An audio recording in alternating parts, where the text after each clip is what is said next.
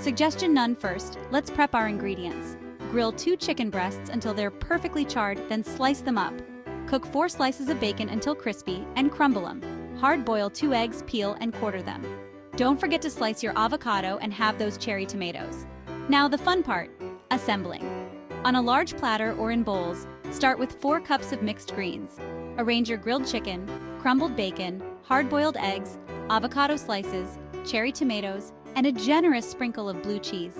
For the vinaigrette, grab a small bowl. Whisk together a 1/4 cup of olive oil, 2 tablespoons of red wine vinegar, 1 teaspoon of Dijon mustard, a minced garlic clove, and salt and pepper to taste. Drizzle this over your salad right before serving. Want to mix it up?